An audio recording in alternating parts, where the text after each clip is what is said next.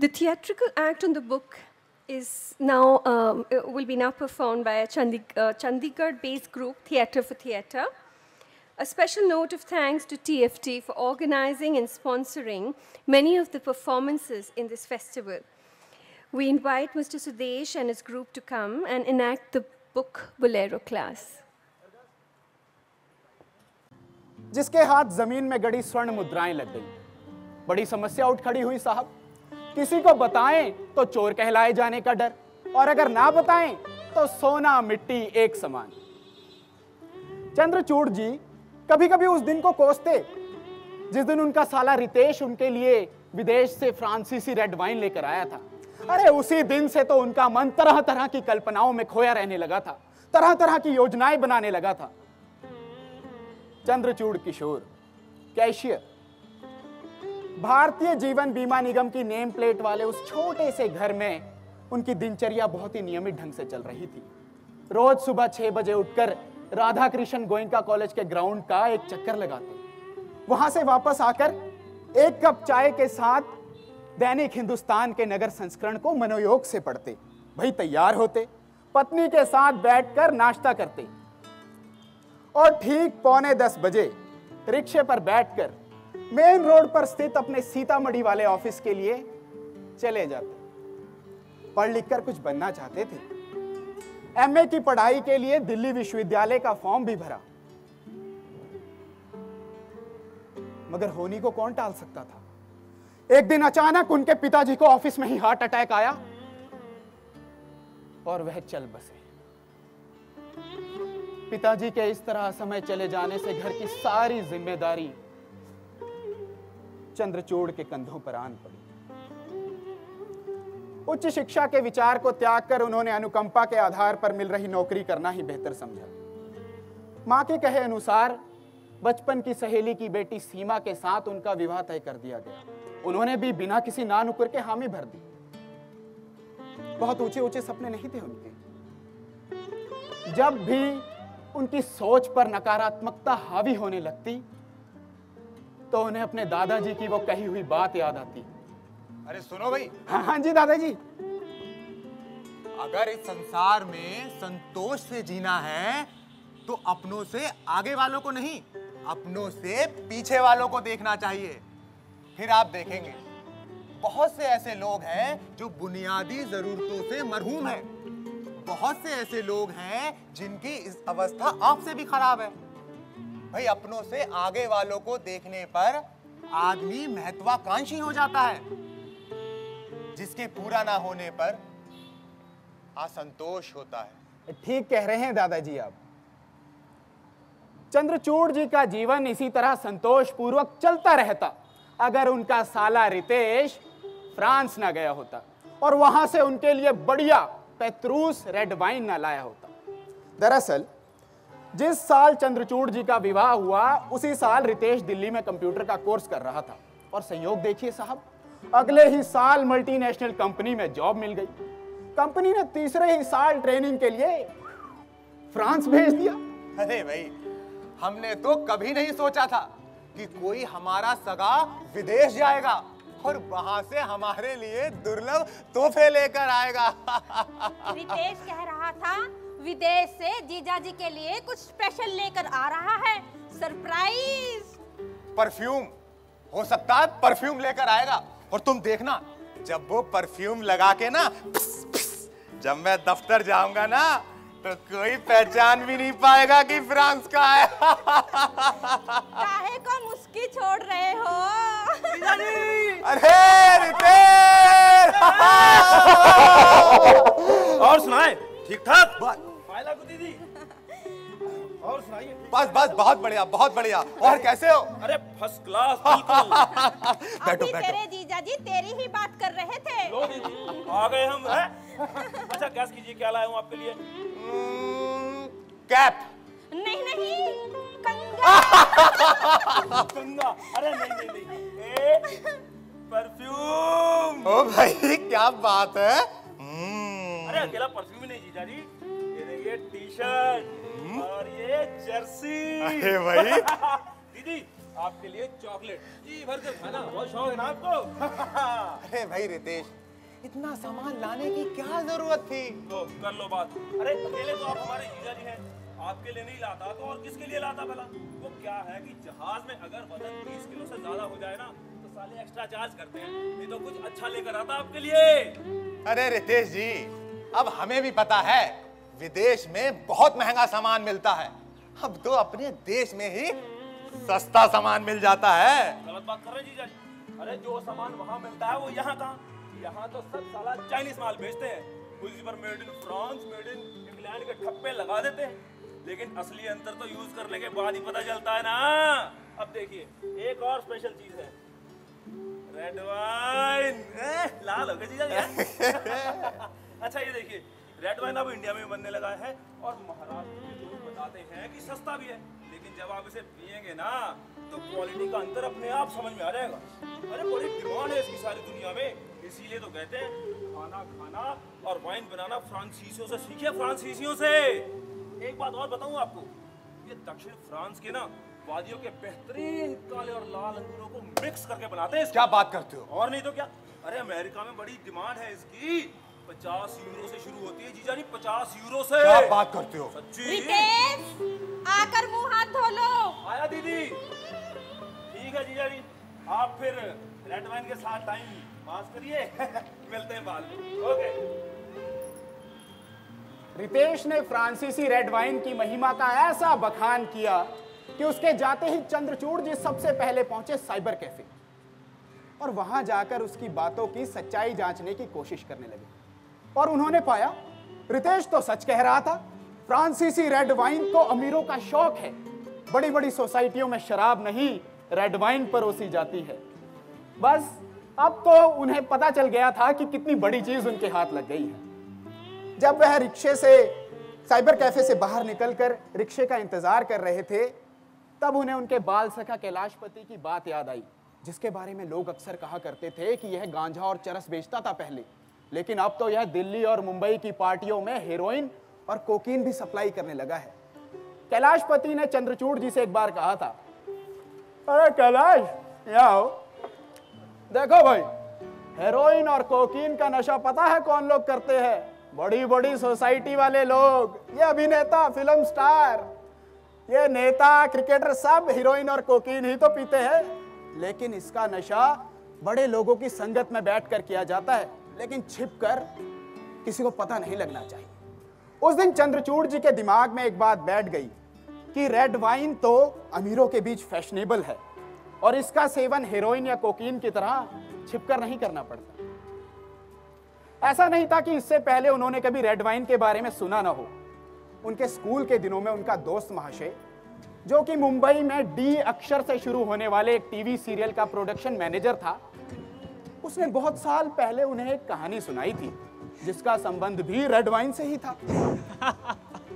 हाँ, तो मैं बता रहा था, अपन गया सीरियल की शूटिंग के लिए उत्तराखंड में रानीखेत। अच्छा। और मुख्य भूमिका निभा रहा था वो अपना शोभित राय। हाँ। अच्छा। शूटिंग खत्म होने के बाद शोभित राय अपन के प्रोड्यूसर से बोला, अच्छा, अपन को वाइन पीने का है। तो अपन का प्रोड्यूसर बोला, छोकरा लोगों ने एक से एक स्कॉच का इंतजाम करेला। अच्छा। आज भाई इससे काम चला लो, कल सुबह किसी को भिजवाकर आपकी रेड वाइन भी मंगवा देंगे। ठीक है। अब शोभित राय ठहरा फिल्म स्टार, तो भाई फैल गया, बोला मैं तो वाइन ही पीऊंगा। अच्छा। हाँ, इतना कहते ही अगले ने दरवाजा बंद कर लिया। अपन ने अपनी बाइक उठाई और सभी होटलों में जाके पूछ लिया। अच्छा। पर कहीं ना मिली। अपन अपनी बाइक पे आधे ही रास्ते पहुंचा था कि अपन को सामने नजर आया गोल्फ कोर्स के मैनेजर का घर। अपन ने सोचा ये गोल्फ तो बड़ा बड़ा लोग खेलता है ना, तो बड़े बड़े लोगों का यहाँ आना जाना भी होएगा। अपन ने जाके पूछा तो उसने बताया एक बोतल है लेकिन 5,000 दूंगा। क्या बात करते हो? हाँ, इतनी बात सुनते ही अपन की जान में जान आई। अच्छा। और अपन ने शूट का सारा टाइम टेबल बिगड़ने से बचा लिया। अरे भाई क्या बात है भाई। अच्छा। उस दिन चंद्रचूड़ जी सोते वक्त बहुत देर तक अभिनेता शोभित रॉय के ललाई लिए चेहरे के बारे में सोचते रहे और यह अनुमान लगाने लगे कि कितने दिन रेड वाइन पीने से उनका चेहरा भी उसी की तरह लाल हो जाएगा। फिर एक दिन रितेश के बचपन का दोस्त जयदेव जो कि मर्चेंट नेवी में अफसर था, वह उनके घर आया। देखिए जी कौन आया है। अरे भाई जयदेव, क्या हाल है? बैठो नमस्ते जीजा बैठो। जी। नमस्ते नमस्ते। मैंने कहा जी जरा बात सुनिए। हाँ बताओ। जयदेव मेरे लिए रितेश से कम नहीं है, उसकी खातिरदारी में कोई कमी नहीं रहनी चाहिए। और मौसी की बेटी से शादी की बात चल रही है, क्या पता कल को आपका साड़ू भाई ही हो जाए। अरे, तुम चिंता ना करो, देखती जाओ बस। जयदेव मैं तुम्हारे लिए नाश्ते पानी का इंतजाम करती हूँ। जी दीदी। अब चंद्रचूड़ ने सोचा कि अगर इतना ही खास मेहमान है, भाई जैसा है, तो क्यों ना भाई जयदेव का स्वागत बढ़िया पेत्रूस रेड वाइन से किया जाए। पर फिर उन्हें ख्याल आया, पहले एक बार जयदेव से पूछ लेना चाहिए। वह धीरे से उसके पास गए, कुछ झुके और कहने लगे, अरे भाई जयदेव, जी जीजा जी। रेड वाइन पियोगे? अब मैं तो पीता नहीं। अब सुनो। अरे नहीं जीजा जी, थोड़ी अरे बात तो सुनिए जीजा जी। अरे। अब मैं इन चीजों का शौक नहीं रखता। एक्चुअली क्या है, यूरोप में ना वाइन पी पी के मैं उब चुका हूँ। अरे वहाँ तो आम आदमी भी पानी की जगह वाइन पीते हैं, और यहाँ पे अमीर लोगों के शौक समझे जाते हैं। हाँ, मेरा एक दोस्त है रेलवे में, अच्छा। अफसर है, उसका तबादला दूर दराज के इलाकों में कर दिया गया था। अच्छा। अरे बड़ी कोशिश की लेकिन कुछ भी नहीं बना। चपड़ासी ने बताया कि चेयरमैन साहब पैसे से प्रभावशाली नहीं होंगे। अच्छा। अरे वाइन की बोतल साथ लिए जाओ, कुछ काम बन जाए। उसने मुझसे बात, और संयोग से मैं यूरोप से ही अभी घर आया था। मेरे पास 4-5 बोतलें थी इटली की, मैंने सबकी सब भिजवा दी। हाँ, अगले सप्ताह फोन आ गया, कहता मेरा तबादला दिल्ली में हो गया क्या है। बात करते हो, रेड वाइन से? हाँ, और उसने ये भी बताया, कहता दिल्ली में अगर आपको किसी को खुश करना हो ना, तो जितनी मर्जी महंगी शराब दे दीजिए, अरे वो बात नहीं बनती जो एक बोतल रेड वाइन से बन जाती है। और अगर वाइन रेड हो और लजीज हो तो क्या बात। वैसे जीजा जी, आपके पास कौन सी वाइन है? अब ये रेड वाइन है। दिखाइए जरा। अरे पेत्रूस, अरे जीजा जी, अरे ये तो बहुत महंगी वाइन है। क्या बात करते अरे हो? आसानी से इंडिया में नहीं मिलती, और अगर मिलती भी है तो इतनी महंगी कि क्या बताऊं। अरे इसे संभाल के रखिए, इसे तो फ्रांस के बड़े बड़े लोग पिया करते हैं। अच्छा। हाँ जयदेव जी दीदी। आकर फ्रेश हो जाओ। आया दी। अच्छा जीजा जी, मैं फ्रेश होके आता हूँ। हाँ। ठीक है भाई। उस दिन चंद्रचूड़ जी को पता लगा कि कितनी बड़ी चीज उनके हाथ लग गई है। रितेश ने उनके हाथ में एक ऐसी चीज दे दी है कि जिसके माध्यम से वह देश के ना सही पर शहर के प्रभावशाली लोगों तक तो पहुंच ही सकते थे, उन लोगों के साथ उठ बैठ सकते थे। इसलिए उन्होंने उस बोतल को संभाल कर नहीं, छिपा कर रख दिया। अब वह दिन रात उस बोतल को लेकर तरह तरह की योजनाएं बनाते रहते। फिर उनकी पत्नी ने एक दिन आकर पूछ ही लिया, सुनो जी, पीकर तो देखिए कैसा लगता है। विदेश से लाया है आपके लिए मेरा भाई। अरे पी लेंगे। अब 4-5 दिन की छुट्टी पड़ने वाली है उसमें पी लेंगे। अच्छा ठीक है, जैसे आप ठीक समझो। जब से जयदेव मिलकर गया था, चंद्रचूड़ जी रेड वाइन को पीने के बारे में कम और किसी उपयुक्त व्यक्ति को दिए जाने के बारे में अधिक सोचने लगे, क्योंकि वो समझ चुके थे जो काम किसी तरह ना हो पा रहा हो, उसे ये पेत्रूस रेड वाइन संभव बना सकती है। ऑफिस में दूर दूर तक प्रमोशन का कोई चांस नहीं था, इसलिए 1-2 बार बड़े साहब को देने का ख्याल भी मन में आया। मगर फिर सोचने लगे कि उल्टे अगर बड़े साहब को देने से बड़े साहब को ये बोतल पसंद आ गई और वह बार बार इसकी मांग करने लगे, तो फिर वो कहां से लाएंगे। तो इसलिए उन्होंने इस ख्याल को त्याग दिया। अब वह सोचते रहते, दिन रात दिन यही सोचते रहते कि आखिर वो इस रेड वाइन को दे किसे। उनकी यह उधेड़ बुन बढ़ती ही जा रही थी। किसी एक व्यक्ति को देने के बारे में सोचते तो दूसरे का ख्याल आता, दूसरे को देने के बारे में सोचते तो फिर पहले वाले का ख्याल आता। वो समझ नहीं पा रहे थे कि ऐसा कौन उपयुक्त व्यक्ति होगा जिसे वो ये रेड वाइन दें तो उनके सारे छोटे बड़े काम चुटकियों में हो जाएं और वो भी शहर में सीना ठोक कर चल सके। फिर एक दिन जब वह वैशाली चाट भंडार पर मिक्स चाट खा रहे थे, तो उनके बगल में दो आदमी बतियाने लगे। अरे ओ रंजन जी, यहाँ आओ, नए डीएम के बारे में सुने हो? नहीं। अरे प्रभात जी बता रहे थे कि नया डीएम शाम होते ही मस्त हो जाता है, फिर बड़े बड़े लोगों की गाड़ियां उनके बंगले में आती है और फिर जमती है महफिल। बस इससे आगे की बातचीत पर चंद्रचूड़ जी ने ध्यान नहीं दिया और सोचने लगे कि जो डीएम शाम होते ही मस्त हो जाता हो, वह तो मेरी रेड वाइन पाकर बहुत खुश होगा। पेत्रूस रेड वाइन एक ऐसी वाइन थी जिसे पाकर शायद ही कोई होगा जो खुशी से फूल ना जाए। उन्हें जयदेव की वो कही हुई बात याद आई। बस फिर क्या था, अब तो उन्होंने ठान लिया कि वो इस रेड वाइन को डीएम साहब को ही देंगे।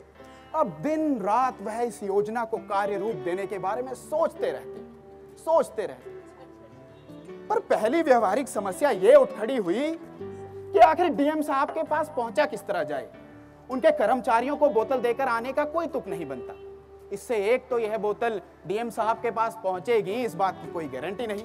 दूसरा, अगर यह बोतल डीएम साहब के पास पहुंच भी जाए तो भैया इससे चंद्रचूड़ का क्या फायदा, क्योंकि उनका मकसद डीएम साहब को रेड वाइन पिलाना तो था नहीं। वो तो डीएम साहब के साथ कुछ ऐसे संबंध बनाना चाहते थे जैसे कि दिल्ली में दलाल अफसरों के बड़े बड़े नेताओं के साथ होते हैं। उन्हें उनके दोस्त ने एक बार बताया था कि ये बड़े बड़े अफसर और नेता कमीशन खोरी और घूसखोरी का काम अपने हाथों से नहीं करते।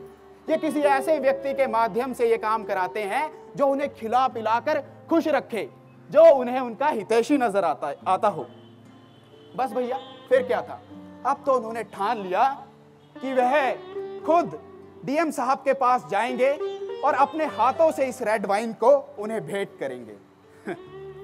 बस ये सिलसिला इसी तरह चलता ही रहा। फिर एक दिन जब वह ऑफिस से घर लौट रहे थे, अभी ऑटो से बाहर निकले ही थे कि उनकी पत्नी ने दरवाजा खोला और भागती हुई बाहर आई और उनकी तरफ देखने लगी। क्या हुआ? गोदरेज की अलमारी में कुछ रखे थे क्या? अरे कपड़ा रखे थे। कपड़ा तो रखे थे, कपड़ा में लपेट के क्या रखे थे? अरे भाई रेड वाइन रखे थे। अब हमें क्या पता कि वहाँ क्या रखा था, आपको बताना चाहिए था ना। अब मैं आपका कुर्ता पजामा निकाल रही थी प्रेस करवाने के लिए, बोतल गिर गया। टूट गया क्या? और क्या, कपड़ा के बीच में से बोतल लुढ़क गया। वो तो अभी आधा ही बहा था कि मैंने बोतल को उठा के खड़ा कर दिया और दूसरी बोतल में डालकर फ्रिज में रख दिया।